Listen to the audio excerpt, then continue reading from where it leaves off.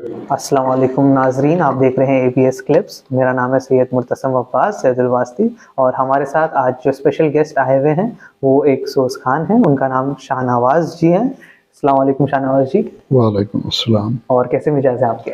شکر الحمدللہ۔ تو آج ہم ان کے بارے میں پوچھیں گے، ان کے بارے میں جانیں گے، اینڈ ان کی ہم جان سکیں گے ان کی لائف سٹوری کہ انہوں نے کس طریقے سے سوز خانی اسٹارٹ کری۔ بہت ہی جانی مانی ہستی ہے ہمارے ساتھ موجود اس وقت۔ تو شاہ نواز جی، ہم پوچھنا چاہیں گے آپ نے کب اسٹارٹ کیا آپ نے سوز خانی، لائک آپ کا فرسٹ اسٹارٹ کب ہوا اینڈ کہاں سے ہوا؟ اعوذ باللہ من الشیطان اللعین الرجیم، بسم اللہ الرحمن الرحیم۔ سوز خانی جی اہل بیت کی پسندیدہ ذاکری جی پیشو۔ مرثیہ اور مرثیے کے ہی سے بند کو لے کر جی سوز کا دائرہ بنایا جاتا ہے، اور سوز خانی کی ہماری شروعات تو یہ کہنا چاہوں گا میں جی کہ میرے بزرگ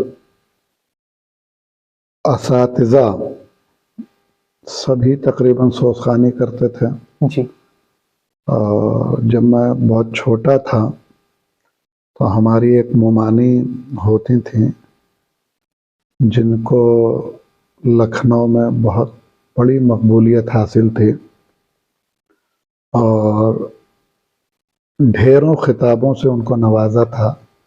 جو ایک آدھ خطاب ان کا ابھی بھی ہمارے ذہن میں موجود ہے: اندنیب چمنستان جی سوز خانی، اچھا سکندر جہاں بیگم سوز خان صاحبہ۔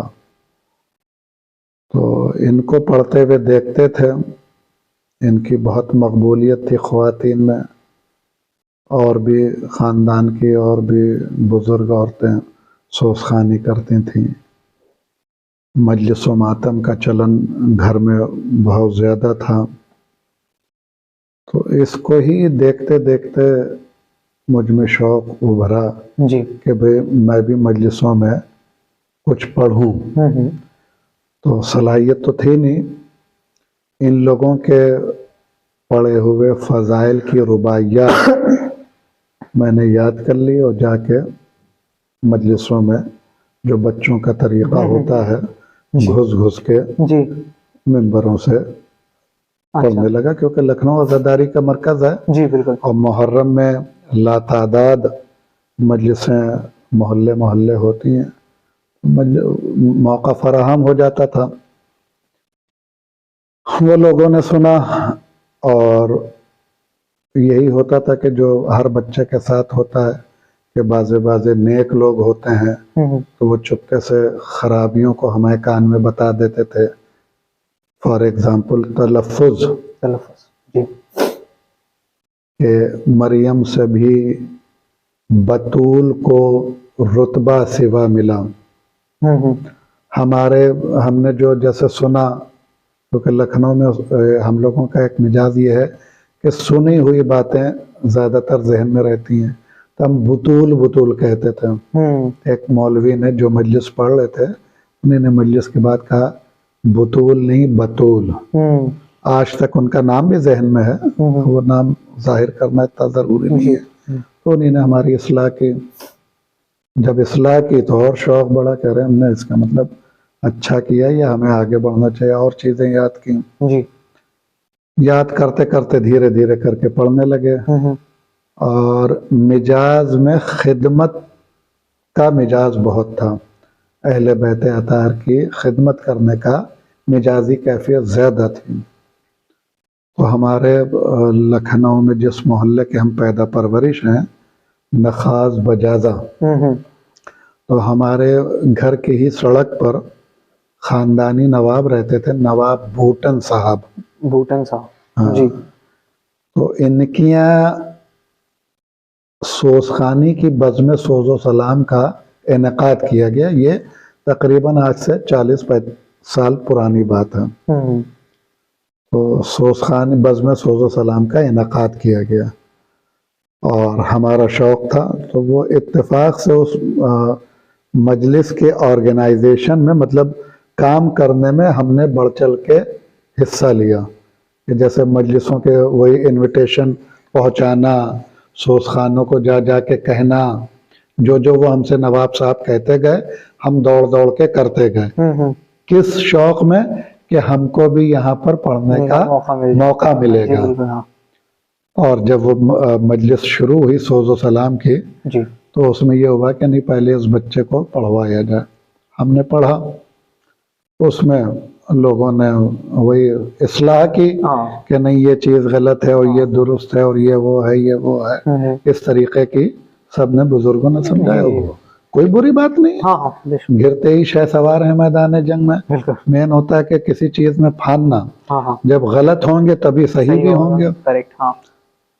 تو بوٹن نواب کے بیٹے، ان کے پاس 10-12 بچے تھے، جس میں سے ایک بیٹا ان کے یسا نام تھا ان کا، اور وہ ریلیجیس ماحول کے مطلب بہت زیادہ تھے، اور ہم لوگوں کو سوز خانوں کو مطلب ہم تو کچھ نہیں، سوز خانی کو وہ بہت عزت دیتے تھے، اور ان کو جب ہماری خدمت کو بھی دیکھ کر وہ ہم سے جیسے متاثر ہوئے کہ ہاں یہ لڑکا تو بے لوث خدمت کر رہا ہے، مطلب دوڑ رہا ہے، بھاگ رہا ہے، سارا کام کر رہا ہے، ہوتا نہیں اللہ کو کچھ بنانا تھا۔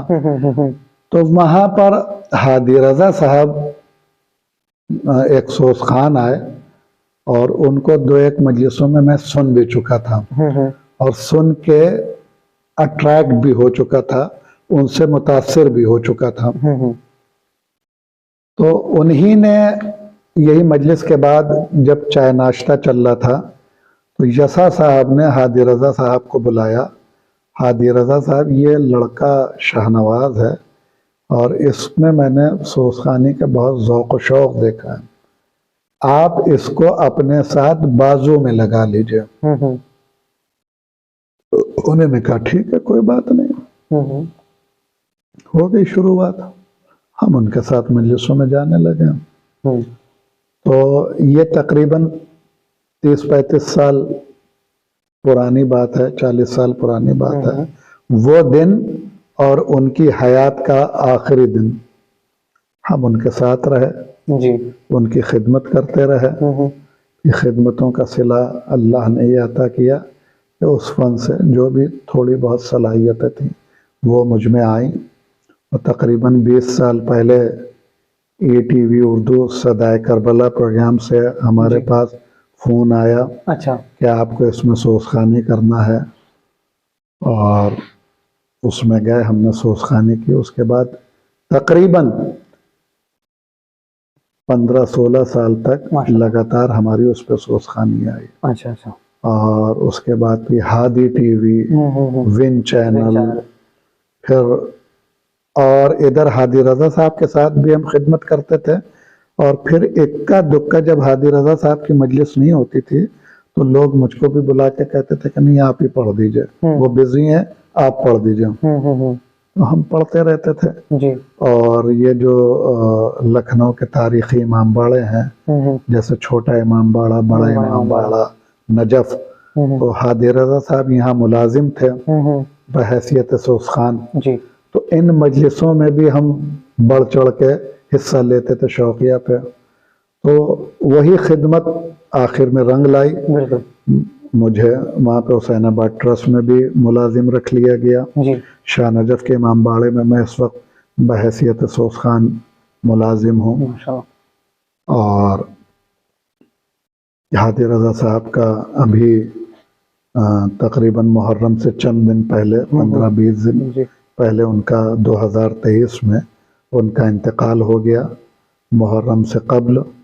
اور اس کے بعد ان کی ساری مجلسیں، جن لوگوں نے مجھے زیادہ تر 95% لوگوں نے مجھے بلایا، اور وہ مجلسوں کی میں خدمت انجام دے رہا ہوں عبادت کی شکل میں۔